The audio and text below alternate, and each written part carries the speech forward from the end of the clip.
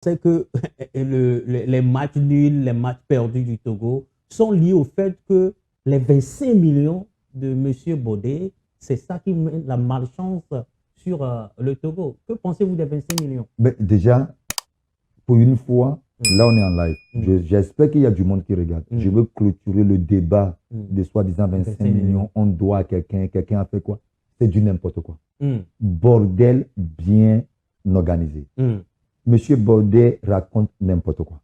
Il a travaillé pour la fédération parce que le colonel Roch, à l'époque, était président de la fédération. Et lui, il était militaire. Et il était au camp. Donc, il était venu travailler en étant intendant. Intendant. Donc, ça dit, c'est lui qui organisait nos maillots. Après, et l'on a maillot. Donc, c'est lui qui l'avait, c'est lui qui ramassait les maillots, c'est lui qui amenait les ballons, les cônes sur la pelouse pour que nous s'entraîne.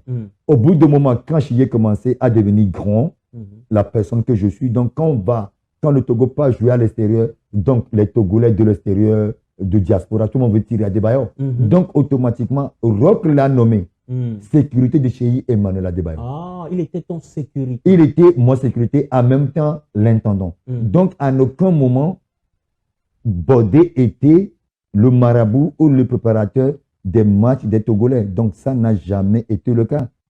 Donc, je pense qu'il va falloir que les gens comprennent que ce que Baudet fait, c'est du n'importe quoi. Mais quand même, on est dans un pays où je pense qu'il va falloir que les pagailles sur les réseaux sociaux, il va falloir que ça s'arrête. À l'interne, à Lomé, ça fait rigoler. Mais à l'extérieur, ça ne fait pas rigoler. Moi, ça me rend triste. Parce que j'ai vu Diouf qui m'a appelé la dernière fois, qu'il paraît que vous devez 25 millions à quelqu'un. C'est une honte. Donc, pour moi, il va falloir que le gouvernement ou l'État prenne une décision. Je ne vous demande pas de l'arrêter, mais dites à cette personne comment dirais-je, de se mettre quelque part, mais il faut qu'il arrête de parler. Il dit que oui, le Togo ne gagne pas. Mais tu es Togolais. Moi, je faisais partie des gens qui ont donné de l'argent. Je faisais des gens qui ont payé pour que le Togo gagne. J'ai payé, j'ai préparé des matchs pour les Togolais. J'ai donné des primes pour les Togolais. J'ai payé les billets d'avion des joueurs. Mais aujourd'hui, je n'ai jamais demandé que ce soit. Donc, s'il a travaillé pour le pays, tu l'as fait avec du bon cœur, ça s'arrête là-bas. On ne travaille pas. Aujourd'hui, pourquoi? Aujourd'hui, si moi, je dois demander aux Togolais, si je dois demander au gouvernement l'argent que le Togo me doit, mais vous ne pouvez jamais payer. Mais je ne le fais pas parce que j'ai travaillé pour mon pays. J'ai fait quelque chose d'extraordinaire pour mon pays. Et aujourd'hui, je suis fier d'accompagner ou de faire partie de l'équipe qui a fait la Coupe du Monde, de faire partie de l'équipe qui a fait une quart de finale de la CAN. Et je fais partie des joueurs qui ont fait 5 Coupes d'Afrique des Nations pour le Togo. J'en suis fier. Baudet doit être fier de ce qu'il a fait. Mais pas aujourd'hui, venez nous dire qu'on lui doit de l'argent. C'est ça, c'est du vrai n'importe quoi. Donc, cette affaire de 25 millions, c'est ridicule. Je te dis, c'est du n'importe quoi. Bien, mais c'est du ridicule. C'est au fait, mais si on le donne 25 millions aujourd'hui, on ne va jamais gagner demain. Mais si vous voulez, je le fais un chèque demain, on attend si le Togo gagne. S'il me dit Togo va gagner en lui donnant les 25 millions, si le Togo paye, il va finir sa vie en prison, je paye mes 25 millions, je le fais demain. Ce n'est pas possible. Les 25 millions, c'est ça qui va faire que les Togolais vont marquer 5 buts contre le Burkina. Non. On a regardé le match.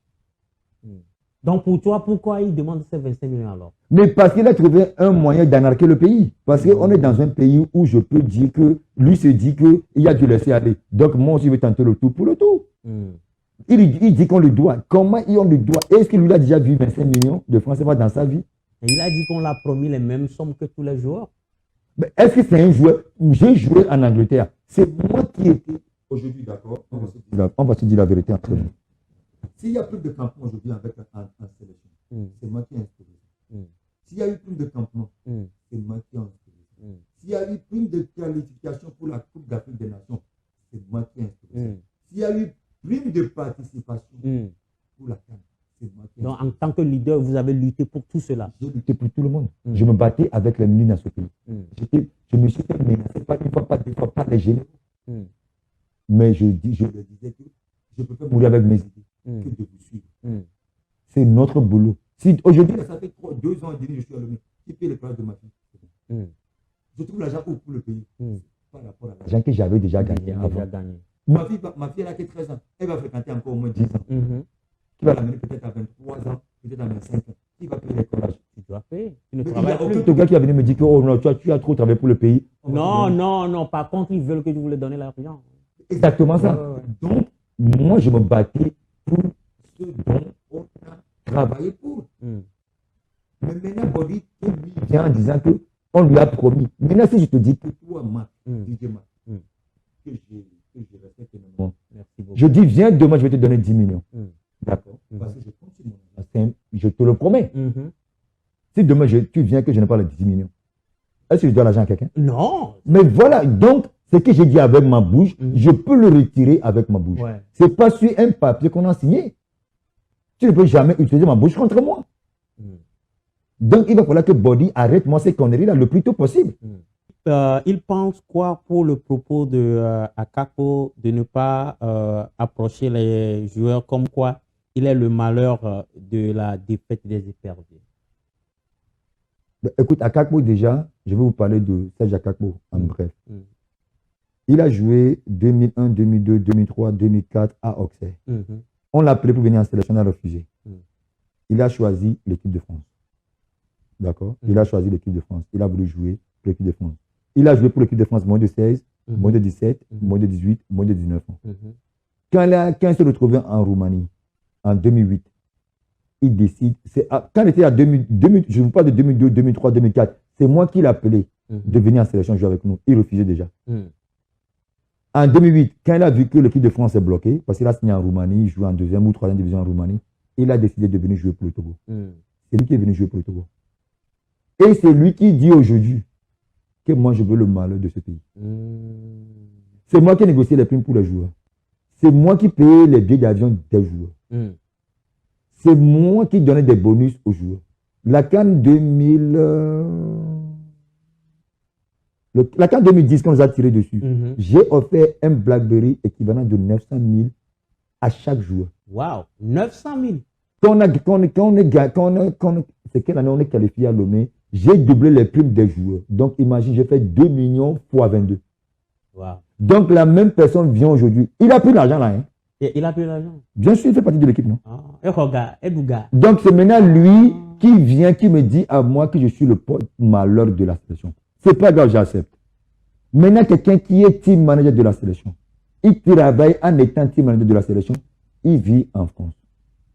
Comment il va savoir le jeune là, il est bon? C'est lui qui il envoie maintenant, aujourd'hui, comme pas de l'équipe nationale togolaise de moins de 17 ans. Il n'y a que des binationaux.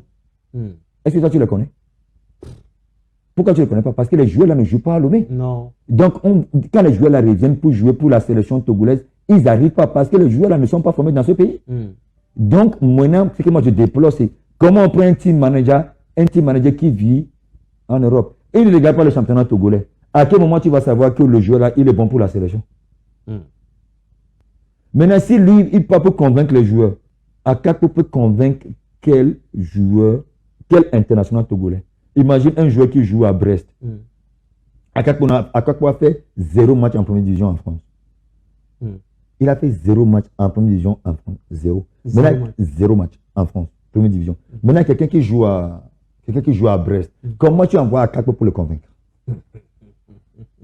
C'est comme si je prends un chat, je l'amène dans le, comment on dit, ma jungle.